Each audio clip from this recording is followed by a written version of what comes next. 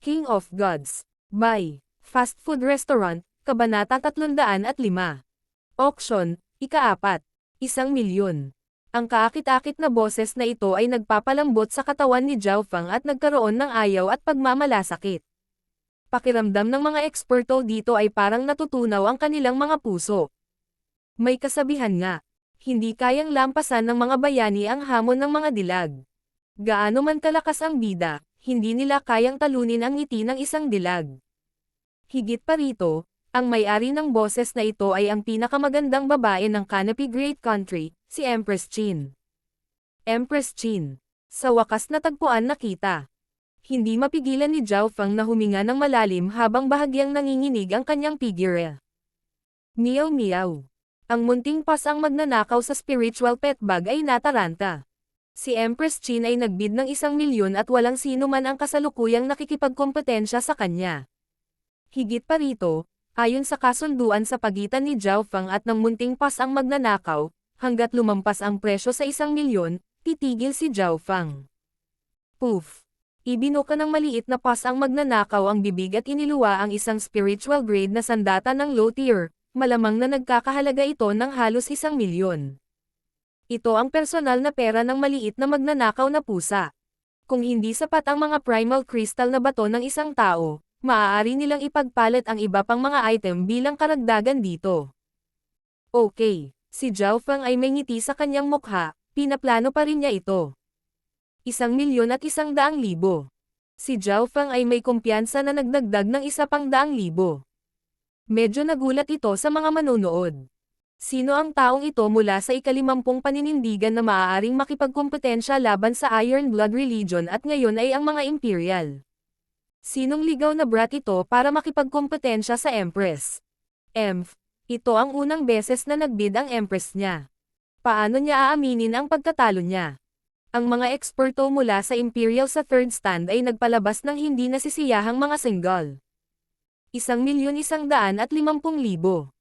1.2 milyon. Hindi nakikita ni na Zhao Feng at Empress Qin ang isa't isa, ngunit nakikipagkompetensya sila sa kanilang mga boses. Ang boses ni Empress Qin ay malinaw, malutong at kaakit-akit. Parang ito ang pinakamagandang tunog sa mundo. Sa kabilang banda, malamig at walang emosyon ang boses ni Zhao Feng, na parang hindi niya alam kung ano ang mga emosyon. Sa wakas, kahit si Empress Qin ay hindi maiwasang mantaka kung sino ang may-ari ng boses. Mukhang hindi ganoon katanda ang may-ari at maaari niyang harangan ang kanyang charming soft voice. Ang mga normal na tao ay susuko sa sandaling marinig nila ang boses ni Empress Qin at masyadong nahihiya na makipagkompetensya. 1,800,000. Matigas ang boses ni Zhao Feng at walang palatandaan ng pag-atres. Sa ikatlong stand, bumantong hininga si Empress Qin. Oh, oo nga pala, hindi pa rin ako sanay sa Tao of Life. Makukuha mo ito. Nadama ng mga nakarinig ng boses na ito na parang dapat nilang bilhin ang barya at ibigay ito sa kanya. Sa katotohanan, sa lakas at yaman ng Imperial, kung talagang gusto ni Empress Qin ang barya, mahihirapan si Zhao Feng na manalo. Ngunit ang mga Imperial ay nakatuon sa isang bagay na mas mahalaga at ang presyo na halos 2,000,000 ay lumampas sa halaga ng item. Kung makikita ko ang kagandahan ng Empresses, maaari ko bang ibigay ang foretelling ancient coin na ito sa iyo ng librera? Tumawa ng malakas si Zhao Feng. Nang marinig ito, nagkagulo ang buong auction. Hindi ba natatakot sa kamatayan ang batang ito? Hinahabol si Empress Qin sa harap ng lahat. Sa kabutihang palad, wala ang Emperor o kung hindi ay magkakaroon ng isang palabas. Hihihi, talagang hindi maliit ang alindog ni Empress Qin. 2,000,000 lang para masaksihan lang ang hitsura niya. Ang mga salita ni Zhao Feng ay agad na nagdulot ng isang alon. Meow meow. Nagpakita ng ngipin ang maliit na pas ang magnanakaw at tumingin kay Zhao Feng ng may paghamak at galit. Ang third stand. Oo naman, kung makuha mo ang foretelling ancient coin, maaari kang pumunta at makita ako pagkatapos ng auction. Ang matamis na boses ni Empress Qin ay naglalaman ng kaunting paglalaro dito. Deal. Malinaw na sumang-ayon si Zhao Feng. Alam niya na sa karunungan ni Empress Qin, hindi mahirap para sa kanya na makita na gusto niya itong makilala. Ang Fortellang Ancient Coin ay isang kasabihan lamang. Matapos bilhin ang Fortellang Ancient Coin, ang mga presyo ng mga item pagkatapos nito ay tumaas at tumaas, unti-unting umabot sa ilang milyon at 10-10 milyong marka. Star Darkness Sword, isang sandata sa high-tier spiritual grade na ginawa mula sa isang misteryosong materyal. Maaari nitong i-camouflage ang sarili sa dilim at gamitin ang kapangyarihan ng mga bituin. Ito ay nagmula sa 7 Sword Inheritance. High-tier spiritual grade, 7 Sword Inheritance. Ito ay tiyak na isang mahalagang kayamanan at maging ang mga nasa True Lord rank ay puno ng pananabik. Sa 4 na dakilang mana, ang 7 Sword Inheritance ay nasa pangalawa at para lamang sa Daw ng Sword. Sa Scarlet Moon Demonic Religion era, ang Sword Saint Yewaxi ay nakatanggap ng pagkilala sa 7 Sword Inheritance. Naunawaan niya ang isang makapangyarihang layunin ng espada at maaaring hatiin ang mga ilog gamit ang isang espada at bawasan ang lahat sa walang bisa sa isang pag-iisip lamang. Malaki ang naging bahagi niya sa pagkatalo ng Scarlet Moon Patriarch. Ang Star Darkness Sword ay nagmula sa 7 Sword Inheritance at napakalakas. Star Darkness Sword, simula ng presyo 20 milyon. Ang bawat pagtaas ay dapat na hindi bababa sa 1 milyon. Ikanaway ng matanda na nakadamit ang simpleng damit. Ang panimulang presyo ay 20 milyon. Ito lamang ang pumutol sa karamihan ng mga kakompetensya. Tanging ang 8 malalakas na puwersa at iba pang nangungunang pangkat na paksayon ang nakasali. Pagkatapos ng ilang matinding kompetisyon, ang Star Darkness Sword ay binili ng Chin Sword Palace na may presyong 70 milyon. 70 milyon. Nang inag ang puso ni Zhao Fang. Ang bawat pagkakaiba sa antas ay magreresulta sa pagbabago ng presyo ng hindi bababa sa 10 beses. Ang mga item na may mataas na baitang spiritual grade ay nasa tuktok ng kontinente.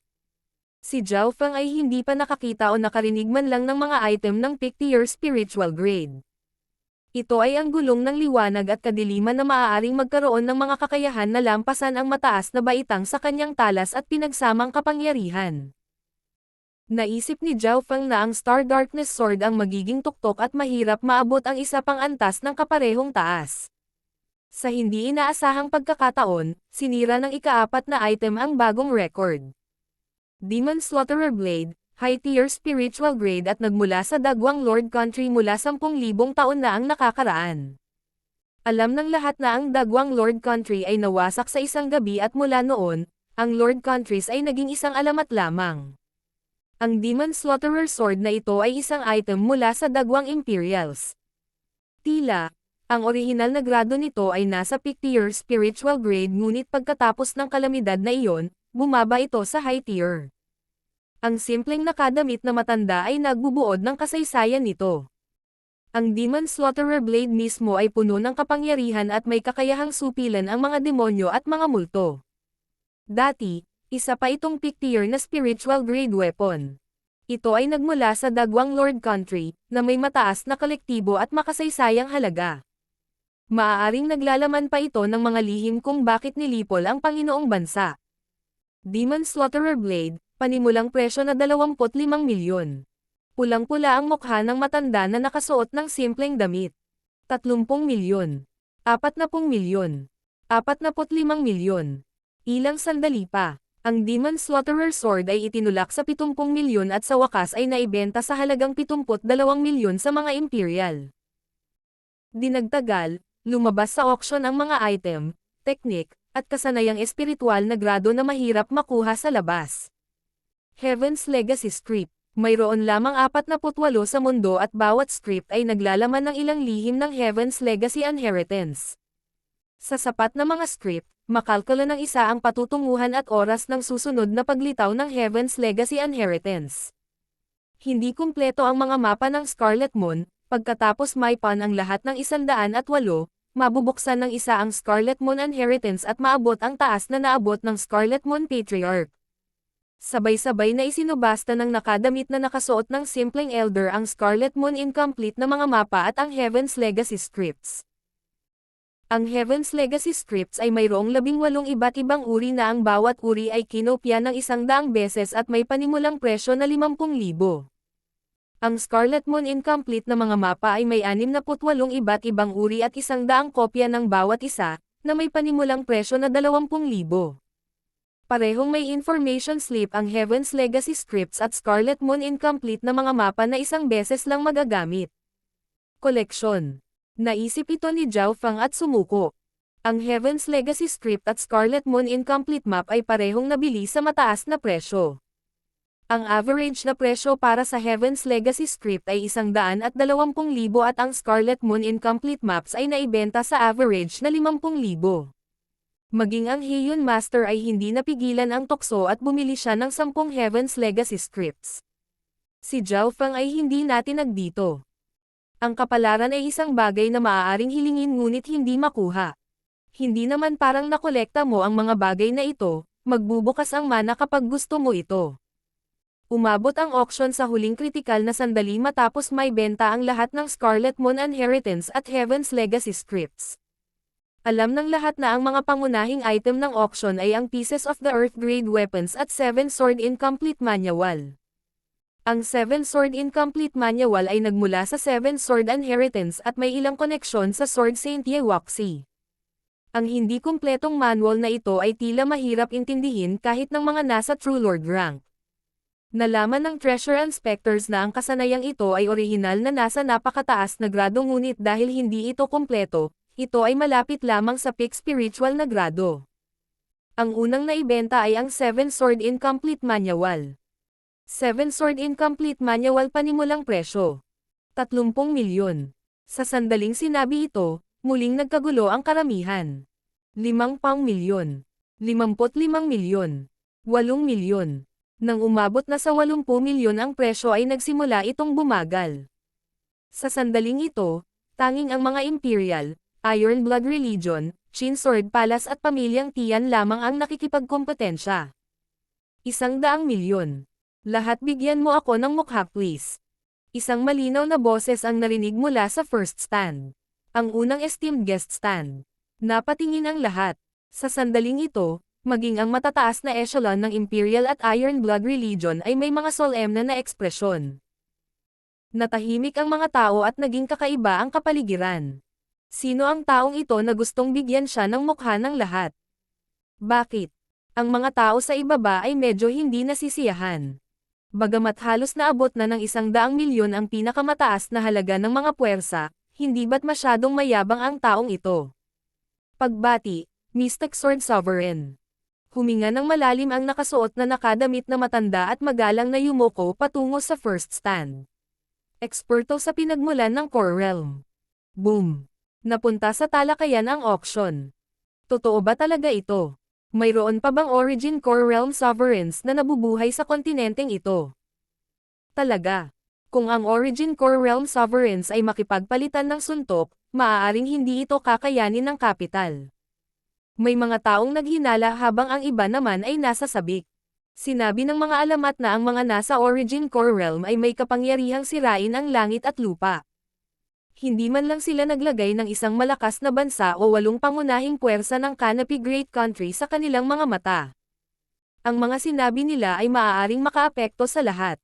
Gayunpaman, sa sandaling ito, ang mga Imperial at Iron Blood Religion ay nanatiling tahimik. Walang nakipagkompetensya sa kanya. Mula sa first stand ay lumabas ang isang kabataang nakasuot ng berde na may napakagandang aura. Sa isang hakbang, naabot niya ang yugto ng auction at sa susunod na hakbang ay nawala. Kasabay ng pagkawala niya ay ang 7 Sword Incomplete Manual. Palom na soberano. Yumuko ang nakasuot na nakadamit na matanda at lumitaw ang isang interspatial na singsing sa kanyang kamay. Nang ipalaganap ng mga eksperto sa True Lord rank ang kanilang spiritual sense sa 12-12 milya, wala ng mga palatandaan ng Mystic Sword Sovereign. King of Gods, Kabanata 306. Empress Qin. Ang hitsura ng Origin Core Sovereign ay nagulat sa lahat at ni isa sa True Lord ranks ay hindi nakakakita sa kanyang mga aksyon.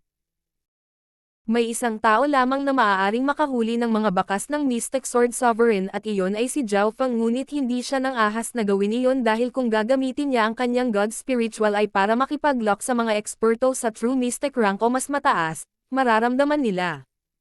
Isang bagay. Walang sino mang naruroon ang talagang nakasaksi kung gaano kakilakilabot ang lakas ng Sovereign sa Origin Core Realm. Ilang daang taon lamang ang nakalipas, nang ang Scarlet Moon Demonic Religion ay lumaganap sa buong kontinente ay lumitaw ang ilang Origin Core Realm expert. Ito ay talagang karapat-dapat na maging isa sa mga nangungunang auction sa buong kontinente. Kahit na ang mga eksperto sa Origin Core Realm ay naakit. Hinangaan ni Hiyun Master.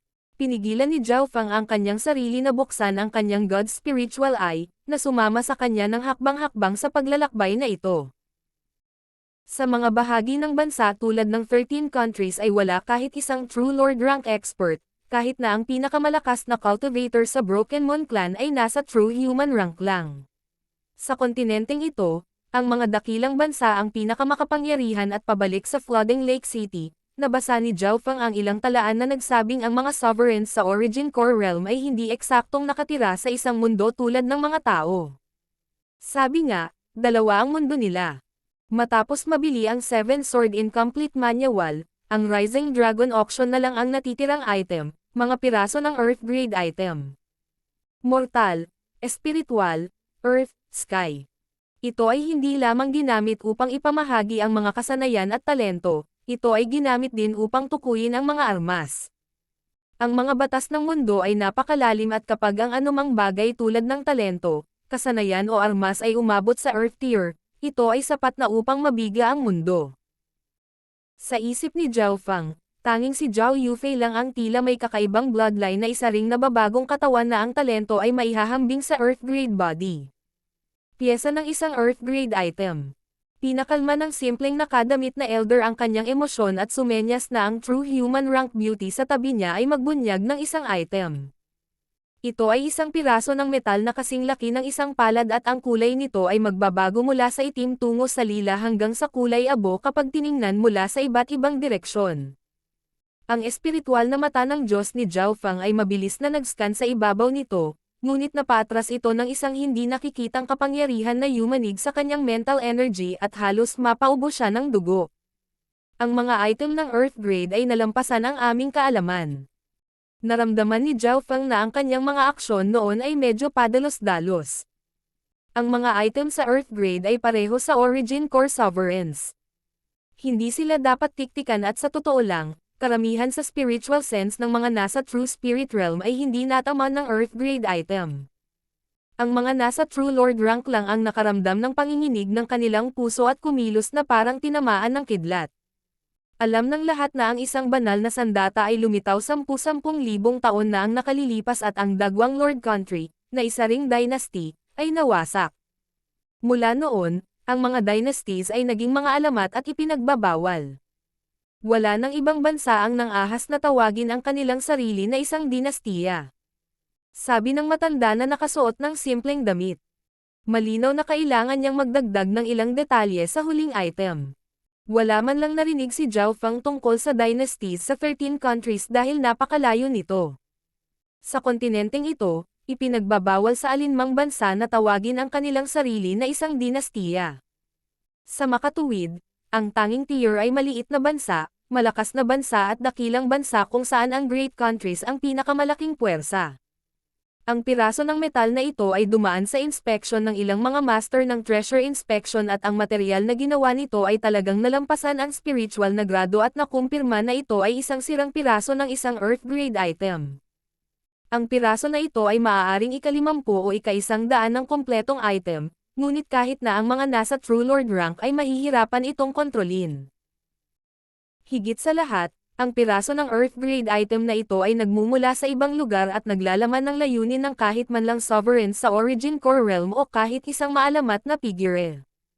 Ngumiti ang nakasuot na elder at sinabi. Hindi gaanong pinansin ni Zhao Fang ang sinabi sa bandang huli. Ang mga nasa True Lord rank ay tiyak na tumitingin sa piraso ng sirang Earth Grade weapon, na may layunin mula sa mga eksperto sa Origin Core Realm.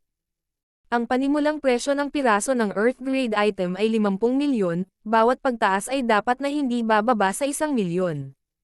Sa sandaling matapos ang kanyang mga salita, ang 8 pangunahing paksayon ay nagsimulang magbid. Ang materyal ng mismong piraso ay hindi pangkaraniwan at maaaring naglalaman ito ng mga layunin ng mga nasa Origin Core Realm. Kung sila ay papalarin, ito ay maaaring magsilang ng isang Origin Core Realm expert. Ang Canopy Great Country ay tila wala silang mga eksperto sa Origin Core Realm ngayon o kung hindi ay hindi magiging ganoon kakomplikado ang sitwasyon. 60 milyon, 8 milyon, 85 milyon. Sigaw ng sunod-sunod na sigaw. Walang alinlangan, ang sirang piraso ng Earth grade na sandata na ito ay maaaring lumampas sa 100 milyon. Isang tiyak na tinitirhan ng panauhin. Ang piraso ng Earth grade item na ito ay hindi talaga naglalaman ng layunin ng isang Emperor sa Void God Realm at ang layunin sa loob ay napakahina rin. Bahagyang napabuntong hininga ang isang matandang babae. Shua. Ang kanyang anyo ay kumikislap at nawala mula sa kanyang kagalang-galang na paninindigan na halos walang nakakaalam ng anuman. Ang unang esteemed guest stand at ang pangalawang esteemed guest stand ay parehong walang laman. Nang mawala ang matandang babae, parehong si Zhao Feng at ang maliit na pas ang magnanakaw ay may kakaibang pakiramdam at tumingin sa direksyong iyon. Ang fourth esteemed guest stand. Napakahusay, naiwan ang taong iyon ngayon. Maaari na tayong magbid para dito ng ligtas ngayon. Isang mahinang ngiti ang ipinakita ni Deputy Patriarch Timo. 100 milyon. Ang lalaking kulay dugo ang buhok ay agad na nagtaas ng presyo sa 100 milyon. Natahimik sandali ang auction bago nagsimulang tumaas muli ang presyo. Nang umabot na sa 120 milyon ang presyo, tanging ang Iron Blood Religion at ang mga Imperial pa rin ang nakikipagkompetensya. Ang ikatlong tinitingalang panauhin. Ang Demon Slaughterer Blade at iba pang mga bagay noon ay nagdulot sa atin ng maraming kayamanan. Ang mga tao mula sa Imperial ay bahagyang nanghinayang dahil ang Iron Blood Religion ay hindi gumastos ng malaki sa anumang bagay noon. Ito ay lalo na para kay Timo, na may Will of Light ang darkness na maaaring umatake at magtanggol. Maaaring hindi papansinin ang normal high-tier spiritual grade treasures. Sa wakas, ang piraso ng Earth grade item ay binili ng Iron Blood Religion sa presyong 160 milyon. Siyempre, dahil binili ng mga Imperial ang Demon Slaughterer Blade at iba pang mga kayamanan noon, hindi sila magiging masyadong malayo dahil sa pagiging kapaki-pakinabang, ang Demon Slaughterer Blade ay talagang mas mahusay kaysa sa piraso ng Earth grade item. Sa pagbebenta ng Earth grade item, natapos ang auction. Napakaraming bagay na nakuha ni Zhao Feng mula sa auction na ito at ang mga kayamanan na ibinigay niya sa auction ay naibenta sa kabuuang 20 milyong primal crystal na bato. Kahit na ito ay hindi gaanong kumpara sa mga super faction, ito ay marami pa rin. Ang pinakamahalagang bagay ay nahanap ko si Empress Qin. Nasiyahan si Zhao Feng. Wala nang mas mahalaga pa noon. Pagkatapos umalis sa tinitirhan ng mga panauhin, binati ni Zhao Feng si Timo. Pagbati Deputy Patriarch. Tumalon-talon si Heian Master dahil hindi niya alam na kilala talaga ni Zhao Feng ang Deputy Patriarch. Pagkatapos magpaalam sa Iron Blood Religion, mabilis na pumunta si Zhao Feng patungo sa palasyo. Master, naghihiwalay tayo ng landas dito. Inilapit ni Zhao Feng ang kanyang mga kamay at ngumiti kay Heian Master. Pinaalis siya ng may mga mata, si Heian Master ay may komplikadong ekspresyon at mamulong. Hindi ko akalain na siya pala ang misteryosong tao na tutulong sa Deputy Patriarch na kompletuhin ang Will of Light and Darkness. Nanghina ang figure ni Zhao Feng habang kumikidlat sa paligid niya. Ang espiritual na mata ng kanyang Diyos ay nakalok sa isang lumilipad na karwahe na may inukit na golden green phoenix. Ang lumilipad na karwahe na ito ay pagmamay-ari ni Empress Qin at ang dahilan kung bakit ikinulong ito ni Zhao Feng ay dahil ang kanyang God Spiritual Eye ay naakit kay Empress Qin. Empress, parang sinusundan tayo. Tumawa ang isang maid sa loob ng karwahe. Sa Canopy Great Country, hindi maraming tao ang nangahas na gumawa ng anumang hakbang kay Empress Qin. Hindi ba isang halimbawa ang Watermoon na pirata mula sa 100 taon na ang nakakaraan? Ang katulong na ito ay isang kagandahan din at ang kanyang cultivation ay umabot sa True Lord rank. Halatang hindi siya kasing simple ng isang normal na dalaga. Si Zhao Feng ay lumutang sa kalagitnaan ng hangin at 3 4 bronze coins ang bumaligtad sa kanyang palad. Hindi nagtagal, Lumapit ang dalagang nakasuot ng berde at ngumiti. Iniimbitahan ka ni Empress sa Water Mist Pavilion para magsalita. Oo naman. Tumanggaw si Zhao Feng at agad na tinungo ang direksyon ng Water Mist Pavilion. Ilang araw na siyang nasa kabisera at kinopya sa kanyang isipan ang mapa ng kabisera. Bagamat ginamit ni Zhao Feng ang lahat ng kanyang bilis, siya ay bahagyang mas mabagal kaysa sa lumilipad na karwahe ni Empress Qin. Maya-maya ay lumitaw ang isang tahimik at maulap na lugar hindi kalayuan sa Rising Dragon Auction. Ang Water Mist Pavilion ay isang high-class na cafe na nagsusuplay ng pagkain at tsaa. Sumunod ka, young master. Naghihintay sa labas ng isang silid ang nakaberdeng damit na dalaga. Pumasok si Zhao Feng sa lounge at mahinang nakita ang figurine ng walang katulad na kagandahan sa likod ng bead curtain. Si Empress Qin ay nagsuot ng marangal na damit na nakalatag sa lupa at tila napaka-elegante. Siya ay may walang katulad na anyo na tila tumatak sa isipan ng sinuman. Ang bawat kilos niya, bawat ngiti ay may mahiwagang kapangyarihan na nagpapakilos sa puso. Sa paningin ni Zhao Feng, hindi siya mapigilan ng bead curtain, kahit isang pader ay hindi magagawa. Kung payag siya, ang mga damit ni Empress Qin ay maaari ding maging transparent. Gayunpaman, kailangang aminin ni Zhao Feng na ang babaeng ito ay masyadong kaakit-akit. Habang tumitingin siya, mas lalong gumanda ang pakiramdam niya. Parang gusto niyang ibigay sa kanya ang lahat ng pinakamagandang bagay na mayroon siya. Sapat na ba ang pagtingin mo? Isang matamis na boses ang tumunog na nagparamdam kay Zhao Feng na biniyayaan siya ng isang diyosa. Sa likod ng bead curtains, ang magandang mukha ni Empress Qin ay may bakas ng pagiging solemne sa pagiging mahinahon nito. Kahit na ang mga nasa True Lord rank ay hindi kayang labanan ang kanyang alindog, ngunit ang mga mata ng kabataang ito ay malamig at walang emosyon pa rin. Para bang sa mga mata niya, isa lamang siyang tumpok ng dugo at buto. Hindi. Matapat na sagot ni Zhao Feng. Ang ginawa lang niya noon ay inspeksyonin siya at hindi na naglakas loob na mag-dive ng malalim dahil hindi niya alam kung anong level na siya. Ha. Tumawa si Empress Qin at tumayo. Mahirap makita ang gayong katapatan sa palasyo. Totoo ang sinabi ni Zhao Feng, habang tinitingnan niya si Empress Qin na may kapangyarihan ng alindog, mas gumanda ang pakiramdam niya. Sa mundong ito, sino ba ang ayaw ng perpekto?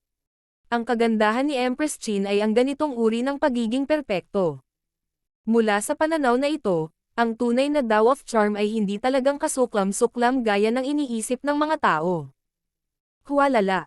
Bumukas ang bead curtains at buo ang hitsura ni Empress Qin nang dumating din ang isang pabango. Tumakas ka sa kasal sa Flooding Lake City at pumunta dito para lang makita ako. King of Gods, Kabanata 307. Pagkalkula mula 100 taon nakaraan. Tumakas ka sa kasal sa Flooding Lake City at pumunta dito para lang makita ako. Napangiti si Empress Qin nang lumitaw ang kanyang kaakit-akit na mukha sa kanyang harapan. Bawat hininga bawat kilos niya ay nagpapahayag ng kagandahan sa kabuuan nito. Ang amoy na naglalabas mula sa kanya ay pansamantalang natulala kay Zhao Feng. Si Empress Qin sa sandaling ito ay parang magnet na umaakit ng mga lalaki patungo sa kanya.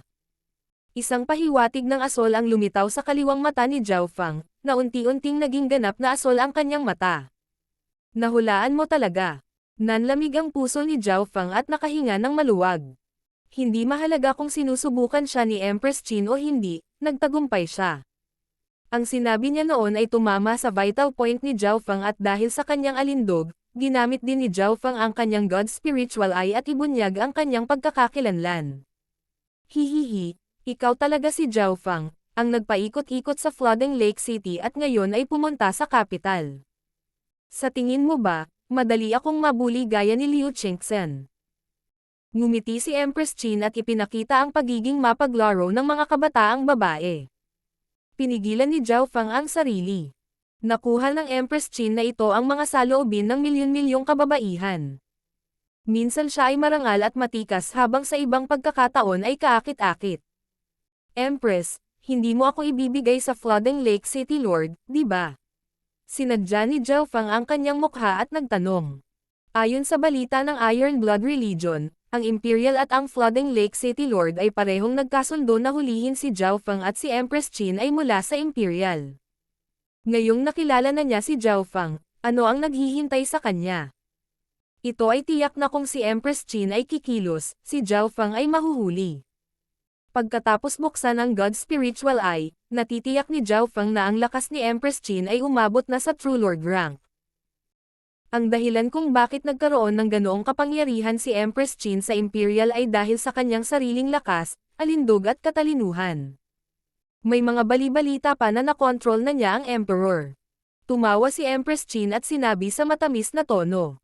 Hihihi, maswerte ka, hindi masyadong maganda ang relasyon ko sa Flooding Lake City Lord. Bakit ka tumakbo ng milyon-milyong milya papunta sa Imperial at hanapin ako? Habang nagsasalita, tinapik pa niya ang balikat ni Zhao Feng na parang batang babae sa katabi. Natarante si Zhao Feng. Ang Empress Qin na ito ay talagang nababago. Isang tao lang pero kaya niyang magpanggap na kahit sino. Pinalakas din nito ang kanyang depensa. Maaaring magpanggap si Empress Qin bilang walang limitasyong mga babae, ibig sabihin ay walang kapintasan. Nangangahulugan din ito na hindi mapagkakatiwalaan ang sinasabi niya. Kalmado ang mga mata ni Zhao Feng habang mabilis niyang sinusuri ang lahat. Ito ay si Zhao Feng na ang espiritual na mata ng Diyos ang nagpakalma sa kanya at naging mas matalino. Kasabay nito, isang liwanag ang kumislap sa mga mata ni Empress Qin. Nakakatakot ang katatagan ng sarili at estado ng puso ng kabataang ito. Siya ay nagpanggap na iba't ibang uri ng kababaihan at ipinakita ang kanilang mga saloobin ng lubos. Sa mundong ito, ang bawat lalaki ay nagustuhan kahit isang uri ng babae. Halimbawa, masunurin, dalisay, cute, matikas, marangal, at iba pa. Gayunpaman, nalaman ni Empress Qin na si Zhao Feng ay parang isang bloke ng kahoy at ang kanyang mga alindog ay dumanas ng kanilang unang pagkatalo. Hindi nagsalita si Zhao Feng at tahimik na ibinigay ang mga gamit ng kanyang master kay Empress Qin. Kalahating jade brush at isang sulat. Bahagyang nagbago ang ekspresyon ni Empress Qin nang dumampi ang kamay niya sa half jade brush. Ito ay, naalala ni Empress Qin ang ekspresyon ng kung ano dapat ang isang batang babae na dumaan sa kanyang mukha. Huminto si Zhao Feng. Ito ang unang pagkakataon na nakita niyang nawala ang katahimikan ni Empress Qin. Ano ang relasyon mo kay si Tumo? Inalis ni Empress Qin ang jade at dahan-daang binuksan ang sulat. Aking master. Sagot ni Zhao Feng. Si Tumo ang first elder ng Broken Moon Clan. Tahimik na binasa ni Empress Qin ang liham habang paminsan-minsan ay nababanaag sa kanyang mga mata ang pagtataka. Mabagal na naghintay si Zhao Feng. Dapat mayroong ilang mahahalagang bagay sa sulat na iyon. Masyadong malayo ang 13 countries. Higit pa rito, nahahati ang Canopy Great Country.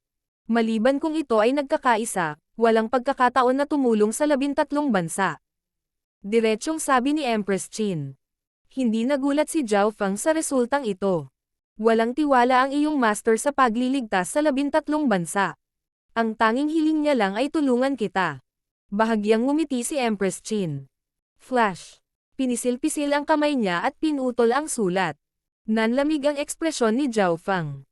Hindi niya alam ang iniisip at kahulugan ni Empress Qin.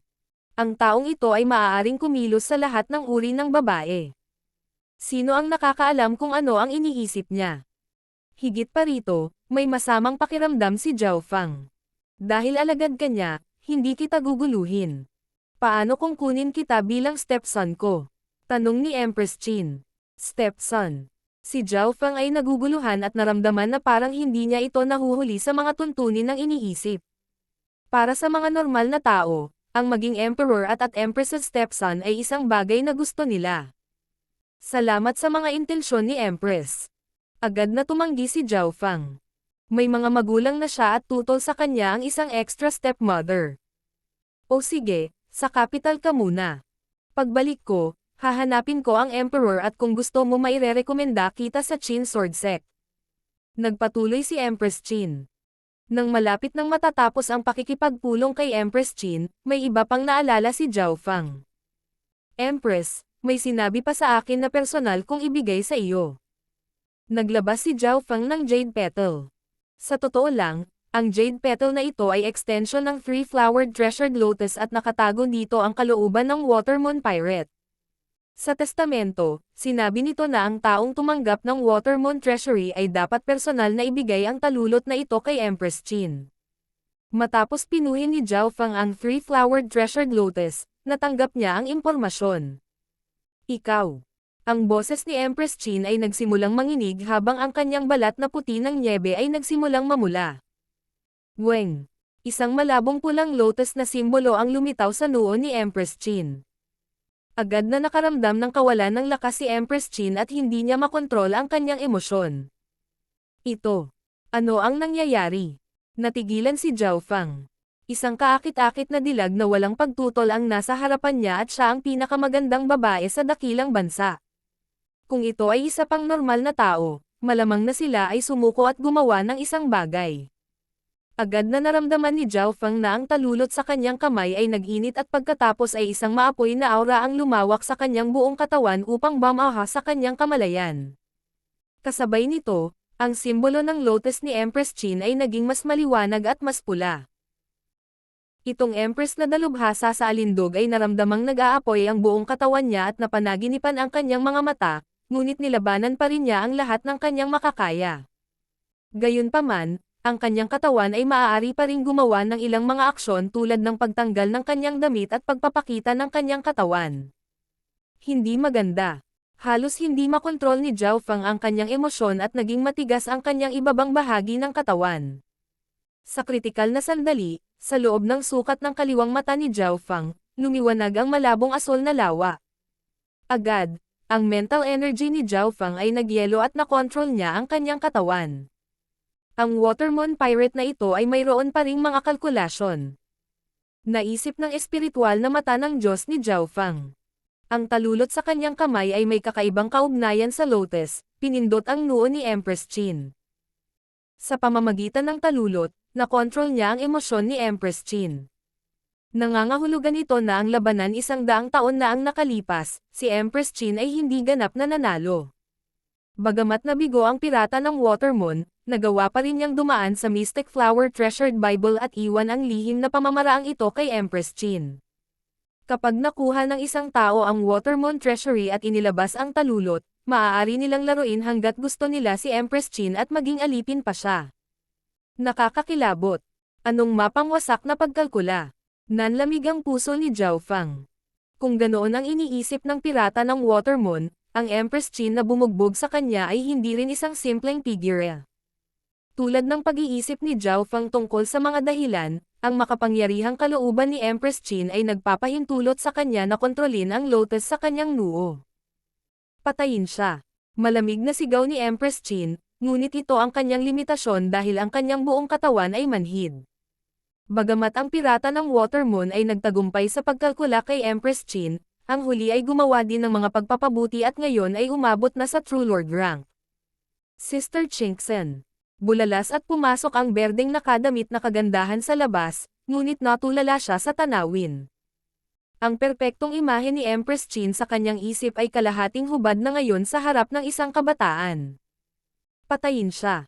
Malamig ang mukha ni Empress Qin at ang kanyang mga mata ay nagpapakita ng layuning pumatay. Ang layunin ng pagpatay na ito ay hindi lamang dahil sa talulot sa kamay ni Zhao Feng, ngunit isang bagay na matagal nang nandoon. Bastos, maglakas loob kang lumaban sa Empress. Mamatay. Ang berdeng nakadamit na kagandahan ay umungal at ang kanyang True Spirit Chi ay naging berdeng ahas na dumulas patungo kay Zhao Feng. Ang pagdating ng berdeng nakadamit na batang babae ay nagpakawala ng hininga kay Empress Qin. With her personal servant here, it was enough to kill him. Lightning Wave of Destruction. Pinalibutan ng mga arko ng kidlat si Zhao Feng at pilit na sinasagupa ang mga pag-atake ng berdeng nakadamit na batang babae. Ang Lightning Wave of Destruction ay isang mas malakas na bersyon ng Ring of Lightning at maaari itong patuloy na magpadala ng mga alon ng kidlat na magpapamanhid at sumunog sa kaaway. Hindi maganda. Dahil kailangang protektahan ng berdeng nakadamit na batang babae ang walang kapangyarihan na si Empress Qin, maaari lamang niyang ilipat ang ilan sa kanyang kapangyarihan mula sa opensa patungo sa depensa. Boom! Ang pagpapalitan ng kapangyarihan sa True Spirit Realm ay agad na naging sanhi ng paghihiwalay ng lugar. Ang mga ekspresyon ni Empress Qin at ng berdeng nakadamit na batang babae ay parehong nagbago ng husto dahil nakikita lamang nila si Zhao Feng na tumakas. Malinaw na hindi inakala ng dalawa na sapat na ang lakas ni Zhao Feng para malagpasan ang mga pag-atake ng True Spirit Realm. Mamatay. Nagalit ang babaeng naka-green na damit dahil kailangan lang niyang protektahan ang Empress at hindi siya makalabas. King of Gods, Kabanata 308. Grand Elder. Sa pagharap sa counterattack ng berdeng nakadamit na batang babae, si Zhao Feng ay hindi nagpanik at binuksan ang kanyang bloodline power na nagpabilis ng kanyang kapangyarihan sa pagkidlat, na lumikha ng alon pagkatapos ng alon ng mas malakas na kidlat na nagpainit sa lupa. Ang enerhiya sa Lightning Wave of Destruction ay maaari pang magpabagal sa mga eksperto sa True Human rank. Higit pa rito, si Zhao Feng ay mayroong Watermoon Pirate Source of True Spirit sa loob niya, kaya hindi niya kailangang mag-alala tungkol sa gastos ng True Force. Walang hiya na bastos. Hinaranggan ng berdeng nakadamit na batang babae ang pag-atake ni Zhao Feng, ngunit ang mahalaga ay ang enerhiya mula sa Lightning Wave of Destruction ay dumadaloy pa rin patungo kay Empress Qin sa kanyang likuran. Empress Qin, ang talulot na ito ay ibinigay sa akin sa kalooban ng Watermoon Pirate at hindi sa sarili kong intensyon. Bakit ba ang dami mong intensyon na patayin ako? Tanong ni Zhao Feng. Ayon sa sinabi ni First Elder, may koneksyon sa kanya ang tumanggap ng sulat. Kahit na dahil lang dito, hindi dapat ganito kalakas ang hangarin ng pagpatay ni Empress Qin. Patayin siya. Malamig ang mukha ni Empress Qin at hindi man lang siya nagpapaliwanag. Kung hindi siya naapektuhan ng lotus at ng talulot sa kamay ni Zhao Feng, sinisingil na niya at pinunit si Zhao Feng. Mabilis na umikot ang isip ni Zhao Feng. May dalawang sitwasyon ngayon. Una, walang pakialam si Empress Qin sa nakaraan niyang relasyon at desidido siyang patayin si Zhao Feng sa ilang kadahilanan. Ikalawa, hindi talaga si Empress Qin ang taong hinahanap niya. Hindi mahalaga kung alin ito, parehong masama para sa kanya. Ang pagkilos na ito dito ay nakaakit ng ibang tao sa loob ng Water Mist Pavilion. Kailangan kong tumakas sa lugar na ito. Kumalas ang Yin Shadow Cloak ni Zhao Feng at nanghina ang kanyang anyo habang sumusugod siya sa mga puno malapit sa bangko. Beer, kailangan natin siyang patayin. Ipadala ang utos para sabihin na gusto ako ni Zhao Feng na halayin at maglabas ng warrant para sa kanya sa buong bansa. Sigaw ni Empress Qin. Naiintindihan mo, Empress. Ang berdeng nakadamit na batang babae ay naging isang berdeng figure na sumunod kay Zhao Feng. Ngunit hindi niya inaasahan na napakalakas ng pandaman ng huli upang marinig ang huling utos ni Empress Qin. Lumamlam ang kanyang ekspresyon at lumingon. Empress Qin, iginagalang ko na ikaw ang aking nakatatanda ngunit kahit nakalkulahin ka ng pirata ng Watermoon, hindi mo ako dapat tretuhin ng ganoon. Sa totoo lang, hindi ka panipaniwala para kay Zhao Feng na maabot ang hakbang na ito. Brat, para subukan at masamain ang Empress. Mamatay ka na lang. Sinunod ng babaeng nakaberdeng damit ang utos ni Empress Qin na patayin sa halip na hulihin siya. Ang figure ni Zhao Feng ay huminto at ang kanyang asol na buhok ay umihip sa hangin. Isang malabong asol na mata na kasing lamig ng yelo ang lumingon at hinarap ang berdeng bihis na babae. Napuno ng malamig na lamig mula sa mental energy ang hangin. Beer, huwag kang tumingin sa kanyang mata. May kaalaman si Empress Qin at agad siyang binalaan. Ang mental energy technique ni Zhao Feng ay nakabatay sa pinagmumulan ng mental energy at ang pinagmumulan ng mental energy ng God's Spiritual Eye ay nakakatakot. Ito ang dahilan kung bakit walang sino man sa parehong kaharian ang makatiis ng mata mula kay Zhao Feng. Kung ang kanyang kalaban ay umiwas sa kaliwang mata ni Zhao Feng, ang kanyang kapangyarihan ay bababa ng 40% o higit pa. Gayunpaman, ang babala ni Empress Qin ay medyo huli na. Nanginginig ang katawan ng berdeng nakadamit na babae habang nakatingin siya sa mata ni Zhao Feng para sa isang hininga. Plop! Ang kanyang buong katawan ay basang-basa ng malamig na pawis, at siya ay nakahiga sa lupa na hindi gumagalaw tulad ni Empress Qin. Ang eksenang ito ay nagulat kay Empress Qin. Kasabay nito, ang espiritual na mata ng Diyos ni Zhao Feng ay tila may naramdaman mula sa iba't ibang direksyon. Isang true mystic rank, 2 true human rank at marami pang eksperto ang darating. Huminga ng malalim si Zhao Feng. Alam niyang wala na siyang paraan para umatras ngayon. Kung mayroon lamang isa o dalawang eksperto sa True Human rank, hindi niya kailangang matakot sa kanilang, ngunit ang mga eksperto sa True Mystic rank ay lumampas sa kanyang limitasyon sa bilis at lakas. Shua. Dahil nasa masamang panig na siya, lumuhad siya patungo kay Empress Qin. Ikaw. Namamanhid ang figure ni Empress Qin at hindi niya mapigilan ang sarili. Sa puntong ito, naubos na ang mental energy ng berdeng nakadamit na babae at hindi na niya masuportahan ang sarili niyang katawan at makita lang ni Zhao Feng na lumapit kay Empress Qin. Lihim na ipinalibot ni Empress Qin ang kanyang True Spirit Chi. Bagamat siya ay kinalkala ng pirata ng Watermoon, siya ay nasa True Lord rank pa rin at ang isang maliit na bahagi ng kanyang True Spirit Chi ay maaaring pumatay kay Zhao Feng kung siya ay lalapit. Ang isang tipak ng True Spirit Chi mula sa True Lord rank ay maaaring sugpuin ang mga nasa True Human rank at si Zhao Feng ay hindi pa nakakarating sa True Spirit realm. Gayunpaman, ang lahat ng kanyang mga aksyon ay kinokontrol ni Zhao Feng. Shu. Isang maitim na silver na belt sa baywang ni Zhao Feng ay naging latigo na bomb alot sa paligid ni Empress Qin. Sa Watermoon Treasury, ang halaga ng Mystic Snake Blood Whip ay pinakamalapit sa Watermoon 4 Treasures dahil maaari nitong palakihin ang kapangyarihan nito mula sa pagsuso ng dugo ng mga buhay na nilalang. Shu. Si Empress Qin ay binalot ng Mystic Snake Blood Whip at unti-unting naubos ang essence ng kanyang dugo. Kung ito ay isang cultivator ang Ascended Realm, ang kanilang blood essence ay sisipsipin sa loob lamang ng 2 hininga. Kaya naman, ang kanyang paghalay ng bulong ng True Spirit Chi ay naputol. Habang papalapit si Zhao Feng, mas uminit ang talulot sa kanyang kamay at mas lumiwanag ang mahinang pulang marka sa noo ni Empress Qin. Ang aura ng Jade Petal ay makakaapekto rin kay Zhao Feng. Bantayan mo siya. Tila sinabi ni Zhao Feng sa hangin. Meow meow. Ang maliit na pas ang magnanakaw ay tumalon sa balikat ni Empress Qin at kinuha ang kontrol sa Mystic Snake Blood Whip. Weng. Isang 3 kulay na lotus ang lumitaw sa ilalim ng mga paa ni Zhao Feng nang kinidnap niya si Empress Qin at tumakbo patungo sa mga panlabas na gilid ng kapital. Kasabay nito, naririnig ang ingay ng mga taong lumilipad sa himpapawid. Isang True Mystic rank at 2 True Human rank expert ang dumating sa malapit. Kung may maglakas loob na lumapit, papatayin ko siya. Walang emosyong sinabi ni Zhao Feng habang naging asol ang kanyang mata. Meow meow. Ang munting pas ang magnanakaw ay tumanggo at mas hinigpitan ang pagkakahawak sa Mystic Snake Blood Whip. Ito ay lubos na pamilyar sa panlilinlang ng mga tao. Isang malabong marka ang lumitaw sa puting leeg ni Empress Qin. Tumigil ka. Nagbago lahat ang mga ekspresyon ng mga kalapit na eksperto sa True Spirit Realm. Natigilan sila sa eksenang nasa harapan nila. Ang damit ni Empress Qin ay kalahating hinubad at ang kanyang katulong ay nakahiga sa lupa na pawisan at hindi kumikibo. Dahil dito, nag-isip sila ng iba pang mga bagay. Walang nang ahas na lumapit kay Zhao Feng at pinananatili ang kanilang distansya.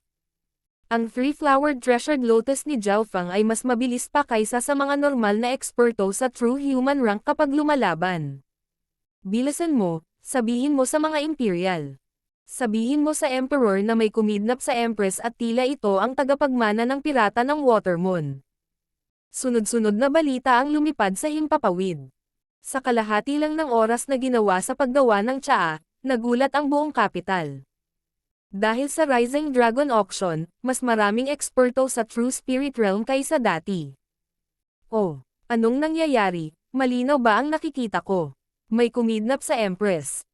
3-flowered treasured lotus, siya siguro ang inheritor ng Watermoon Pirate. Huwag kang lalapit at mag-ingat sa lason. Ang mga dalubhasa sa True Spirit Realm sa himpapawid ay nag-usap ng kanilang mga dila. Umiral pa rin ang katanyagan ng Watermoon Pirate mula sa 100 taon na ang nakakaraan.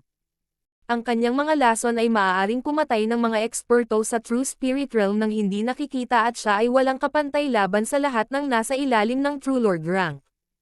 Hinawakan ni Zhao Feng ang Empress Qin na hostage at dumaan sa mga dingding ng kapital, ngunit sa sandaling ito ay napuno ng nakakatakot na aura ang hangin. Ang hangin sa itaas ay tila kumalusko sa kidlat. Ito ang Heaven Earth Yuan Qi na gumagalaw. Hindi kilalang brat, mas mabuting sumuko ka na. Isang sinaunang tinig ang umalangaw sa himpapawid na parang isang Diyos na nagbibigay ng utos. True Lord rank. Sa sandaling ito, lahat ng mga eksperto sa malapit ay nagpipigil ng hininga. Nakikita ng espiritual na mata ng Diyos ni Zhao Fang ang paggalaw ng Heaven Earth Yuan Qi. Hindi ito ang True Lord rank, ito ay malamang na kalahating hakbang na Origin Core Realm. Huminga siya ng malalim at inilibot ang paningin sa paligid ngunit wala siyang nakitang bakas. Kung mas mahalaga ang sandaling iyon, mas kikaibot ang espiritual na mata ng Diyos. Ang kanyang kaliwang mata ay nakakita ng 100 milya at tinansya na ang mayari ng tunog ay medyo malayo pa sa kanya. Kung may manggahas na lumapit sa loob ng 50 milyang radius, papatayin ko siya kaagad o gagawa ng ilang hindi nakikita na mga bagay sa publiko. Naging malamig ang ekspresyon ni Zhao Fang habang hindi niya pinansin ang nakakatakot na kapangyarihan sa hangin. Lahat ay umatras. Sa wakas ay nawalan na ng loob si Empress Qin. Dalubhasa siya sa alindog at kung masisira ang kanyang katanyagan, ang pundasyon niya sa imperial na itinayo niya sa loob ng 100 taon ay mauubos sa wala. Higit pa rito, may mga tao pa rin sa imperial na gustong makita siyang mamatay. Sa sandaling ito, ang lahat sa loob ng 50 milyang radius ay inalis ng mga imperial. Ang nakatataas na echelon ng imperials, ang emperor, elders, generals. Dumating lahat. Sa sandaling ito, ang buong kapital ay natigilan. Huwag mong saktan si Chingsen. Ang emperor ay isang makapal na kayumanggi ang buhok na lalaki na agad na inilikas ang mga tao sa malapit matapos makita si Empress Qin na nadakip. Ang espiritual na mata ng Diyos ni Zhao Fang ay nag-scan sa paligid ng 50 milyang radius at bumaba ang kanyang ekspresyon.